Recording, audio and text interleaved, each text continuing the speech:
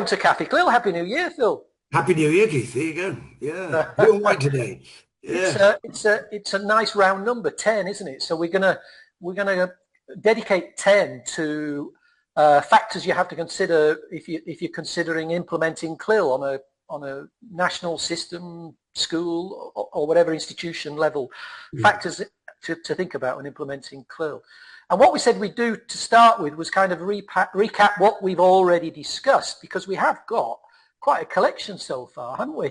So if I give us the title from 1 to 9, and let's give our kind of main takeaways for each of them, and then we'll go on to look at implementing CLIL, because I'm sure there'll be kind of factors from those first 9 that will feed into today as well.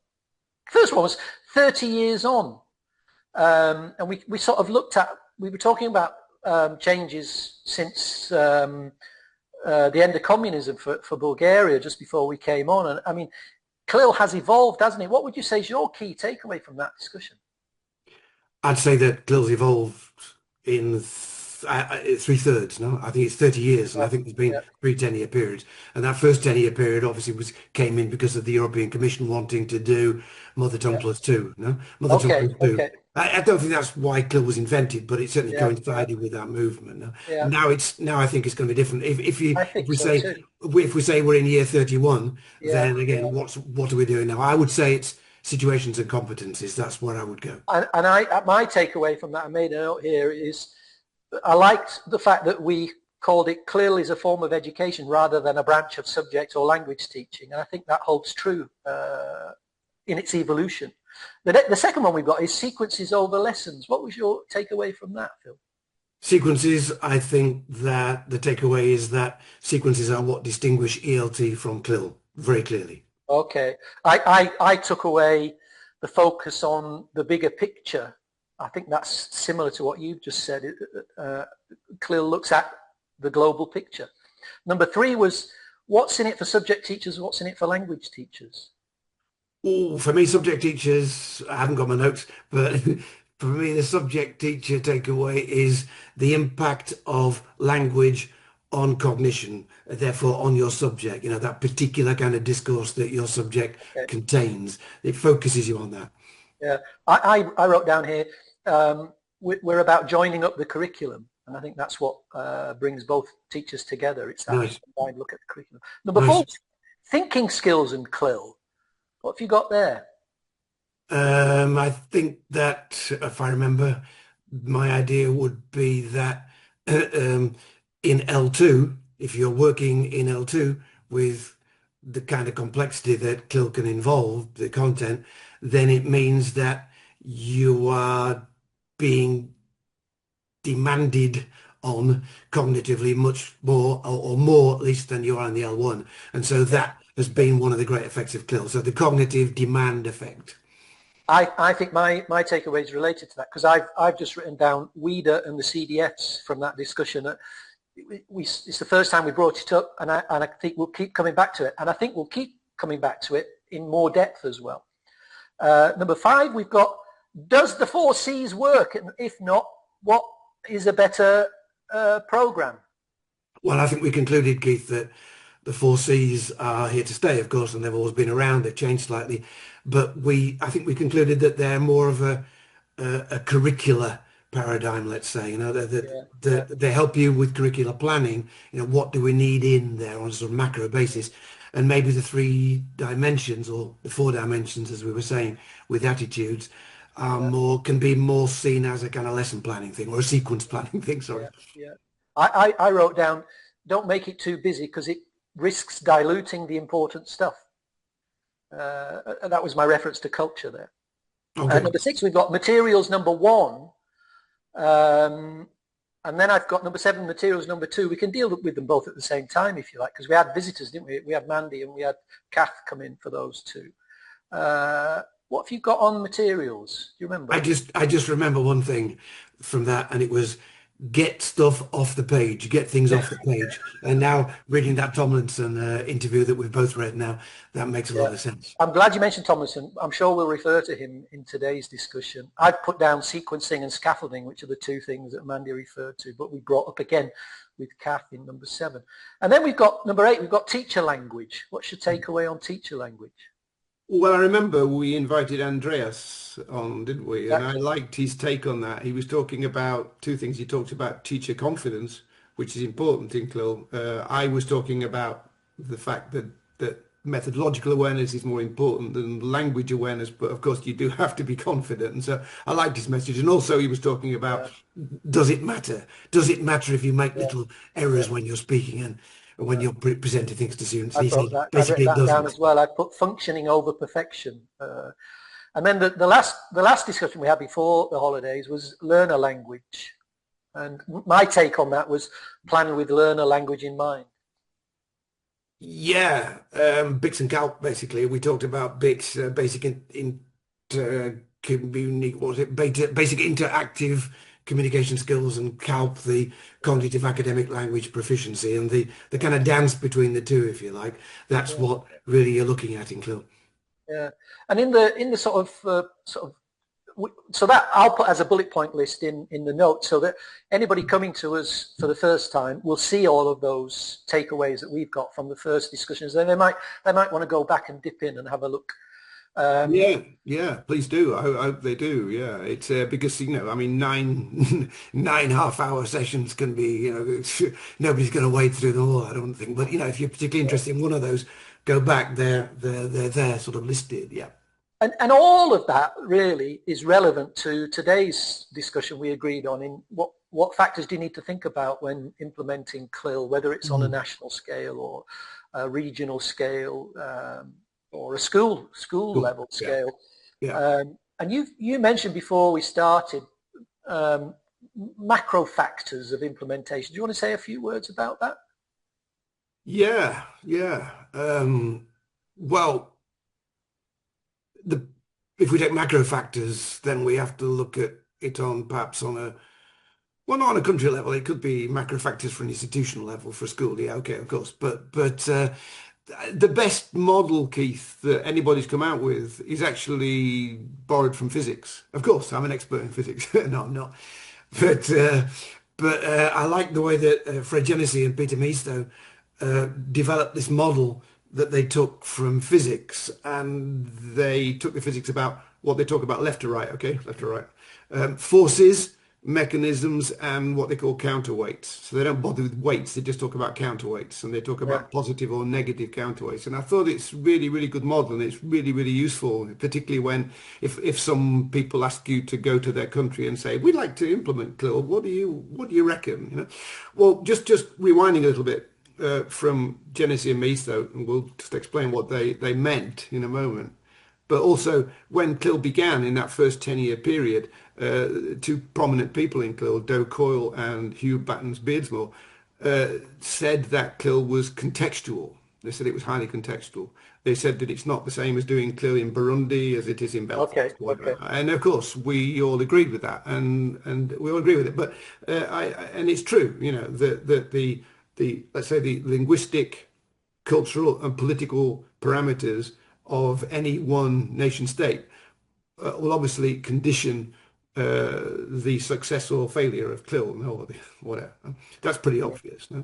Yeah. But I began to not like that message simply in the sense that it's true that context is important in CLIL, but I think agreed with me back then that there was an idea that there might be a sort of dilution of CLIL, because if Yeah. you Yeah. simply say, right, well, what we're doing in Burundi is this, what we're doing in Belfast is this, what we're doing in Brussels is this, to keep on the bees, what we're doing in Spain is this, then there's a danger of the dilution of the paradigm. What are the parameters of CLIL? What are they? What are they? And for me, they were always methodological, and I got told off for saying this, but I've doubled down on it, and I still think it's true. Of course, CLIL is an approach.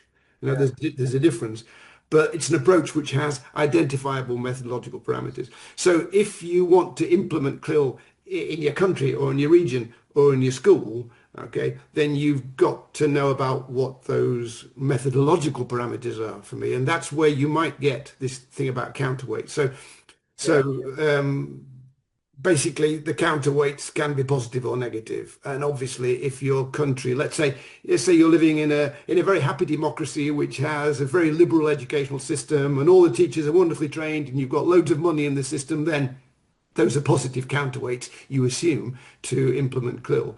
If you're working, let's say, in a more authoritarian country, if that's a reasonable continuum, there's no reason why your country can't be authoritarian. We're not going to go there, but obviously there's a continuum of authoritarian as well. No? But if your country has a more authoritarian political outlook, that's what Meister and Genesee mean by forces. If it has a more authoritarian political outlook, then that might be reflected in the educational system, and that might be reflected in, let's say, a more teacher-centered approach. Now, yeah, if you've got a more teacher-centered approach, then maybe that's going to clash with the kind of stuff we've been talking about in the last 9 sessions, no? Because we're talking about CLIL as essentially being a very student-centered thing, although it's not exclusively student-centered. yeah. However, that doesn't mean that you can't do CLIL in North Korea or something. I'm not Sure, suggesting you sure. can't. I mean, you're Okay. talking about conservatism in a way, aren't you? Educational conservatism. Educational conservatism, but I don't think I don't think that we should ever be advertising CLIL as some kind of huge liberal, progressive, left-wing No, educational no, thing. no. I mean,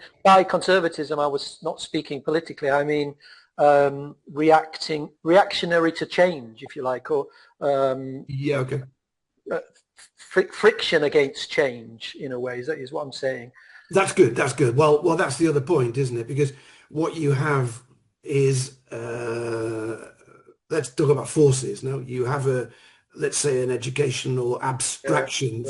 yeah, Genesee and Meister talk about forces as abstractions. So they say there's simply a will or there's sure. not a will, or there's a kind of educational idea flying around a country that tends to Yeah, be yeah, then translated by the mechanisms, which is the government, and then the yeah, schools and yeah, then the yeah, teachers, etc. yeah, If you've got that, let's say, conservative thing flying around as a force, yeah, then yeah, it's going to be more difficult to implement with the mechanism. yeah, And yeah. the teachers, of course, are stakeholders. So teachers as stakeholders also have to be considered in terms Of of course. implementation. In our book, we deal with stakeholders in quite a lot of detail, and uh, principals, parents, the learners themselves, in the wider community. And I think one of the issues that at a macro level it's really very important is how you combine a bottom-up approach and a top-down approach at the same time. And there are countries, I think, that are doing that, and maybe they show a little bit of the physics behind success in implementing CLIL. And you and I both worked a lot in Austria, where for better or for worse, I think for better, the government decided that they were going to legislate for teaching through English in the higher vocational system, and that's moved out now from there. Actually, Andreas and I wrote a chapter in this book about it, the top-down, bottom-up approach that Austria took on, and I'll link that in the notes. But what we discussed in explaining the top-down, bottom-up approach is you've got legislation, of course you have, but you've also got the government facilitating for training, for example, giving grants to teachers to have access to improving their knowledge. And that's where you and I worked on those courses for teachers. But at the same time, they've got what they call SHILF. These are in-school training opportunities that also need to be funded. And the teachers who were senior teachers that made up the network within Austria were instrumental in facilitating those training opportunities to happen outside the University of Education, which is where we were. So, we're moving down from the top towards the schools, and then you've got the teachers themselves right at the bottom. It sounds like that's a criticism. It's not. In fact, they're the foundation of this whole thing working. And then they were, expected to do CLIL, expected to teach subjects through English, offered training to get there to do it, and then go about choosing which parts of their curriculum that they would implement. So I would say that is a really good model, the top-down, bottom-up approach that Austria has offered. And the other country I have mentioned before, which I think is another good example of, but for kind of networking reasons as much as the implementation of CLIL, is in Cyprus, where the CLIL Centre in the Ministry of Education, with its own office within a Ministry of Education, they do so much to reward CLIL practice. You know, they've just had a conference with over 100 teachers where there were prizes for good practice presented. You know, in a way, it's a similar thing where you've got a top-down institution facilitating and rewarding and recognizing bottom-up action. Which is what you would call a positive counterweight in the Misto-Genesee model, absolutely. Whereas if the top-down gets too dictatorial, let's say, about how you do CLIL, then that can rebound. And of course, that's rebounded in various countries. I don't need to mention them, but that has happened. So there is a delicate balance between that bottom up and top down thing. I mean, again, it's interesting you bring that up, because looking historically at CLIL, I'd say that the first 10 years, I think we mentioned this in the book, the first 10 years of CLIL were very much bottom up. You know, most of the initiatives were unilateral initiatives, either institutional or regional. You know? And then what happened was that in the second period, I reckon the second decade of CLIL, what you got were Italy's a good example. No? Were governments saying, "Oh, that's interesting. Why is your school being so successful?" And people say, "Oh, we're doing this thing called CLIL," you know. And so then you got the top down stuff. People make mistakes in top-down legislation. They make mistakes, and as long as they realize their mistakes, they can recover, and it can be okay. I mean, Spain's a good example where, again, looking at the forces, if you look at the ideological forces in Spain, CLIL had no problem at all in being introduced. But once it was introduced in what they call bilingual systems, the Madrid example's the biggest one. Then what you got was some political opposition. So interestingly enough, the CLIL was supported by the right-wing Spanish government, the Popular Party, partly because one of the educational ministers had sent her daughter to a British council school. But anyway, the bilingual project has worked very well, and it got funding. It had political support. So ironically, in Spain, some of the protests to the top-down implementation were actually coming from the left. But that seems to have sorted itself out to me. I think that in general, the forces in Spain are positive. So it's just a question of the mechanisms in the autonomous regions. It's about how it goes from individuals to more substantial foundations. How it goes to the mechanisms, Keith. That's right. So in federal countries or countries which have autonomous regions like Spain, which can legislate themselves, it's up to them. It's up to those mechanisms to treat their stakeholders well, like your example in Austria. If you treat Cyprus, if you treat your stakeholders well, then it's gonna work. It's a great community, really. I mean, there are other elements of this. What did you call it? Mechanism building. And it's possibly not a vertical thing. It's more of a horizontal thing, like how CLIL works with other languages. And I think a very good example of that is our book, Putting CLIL into Practice, being translated into Estonian, because the Estonians are using CLIL methods to develop Estonian language within their own population of historically non-native Estonian speakers. And that's a very interesting thing, isn't it? That we're not talking about a bilingual program, we're talking about a methodology. I know we do keep coming back to this, an approach or a methodology for teaching several languages. And that's happened a lot, hasn't it, over the 30 years, that we're now talking about working with multiple languages. And I've got a piece of data I wanted to share. And do come back to Tomlinson as well, because I really think we should talk about his interview. And this data I found, just collect these things for some of my own classes. It's about populations in Europe where people aged between 25 and 64 can't speak any foreign language. In first place, the UK. The UK with 65% reporting not speaking any other foreign language. I think it's unfair. I was going to say England. UK, because I don't think that's the case in Scotland or Wales, for that matter. And then you've got, just to put the others in there, Romania, Hungary, Bulgaria and Ireland, all 50% and above. And that's changing. It's changing all the time, isn't it? It's an organic population we live in with lots of people moving around. And I think that's going to affect the mechanisms of implementation, isn't it? And how translanguaging, for example, has become such a hot topic in talking about bilingual and multilingual education. Yeah.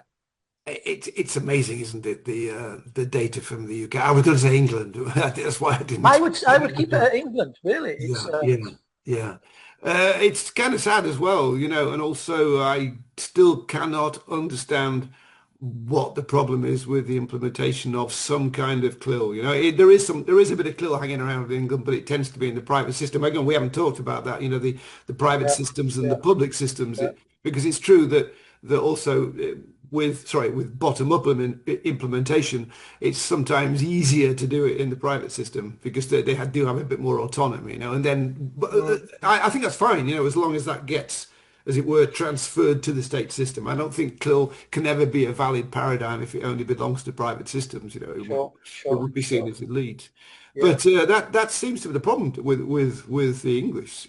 Also, you know, I have seen some lessons, foreign language lessons in England, and it's like Brian Tomlinson says in his interview. Brian Tomlinson, who wrote the famous book about. I'll link his interview in the notes as well. Okay, but it's very interesting what he says. Brian Tomlinson's 82. He's from that generation, Rob Alida, Dave Allen, all those people who were, you know, very much at the beginning of the ELT revolution sort of thing. And he said. They say, well, what do you think about today? And he says, it's amazing. Where he says, well, I've seen some classes and it's the really ELT classes and people are doing what they were doing 50 years ago. And it's great the way he says that. He doesn't actually say, therefore, bring in CLIL. Well, we're not saying that, you know, but it's interesting the way that ELT, as we've said in the previous 9 sessions, ELT is starting to move towards things that CLIL has been saying for quite a long time. It's beginning to, it's talking about agency, student agency. That's what Brian Tomlinson's talking about. Exactly what he says, yeah. How can you have agency unless you have content? It's a simple equation. No? And also, it's worth mentioning, isn't it, that we talk about these cognitive discourse functions and 2 projects that are developing and spreading news and word and materials that focus on language associated with thinking in the curriculum. I think that's also a mechanism, isn't it? It's the curricula that we work in, the educational systems that we work in. There is a shift. I know I'm in a cliche box because it's a bit of it's a niche world that we live in CLIL, but outside my box, it does feel like more people are talking about language for thinking. Yeah.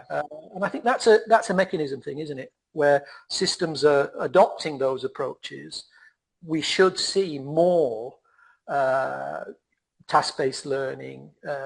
As Tomlinson says, you can't teach a learner language. You can only facilitate the language learning opportunities. I was very happy when he said that because that sounds like, you know, when I said to Jeremy Harmer, if you want your students to learn English, stop teaching it. And he went, what did you say? And actually he liked it in the end. No?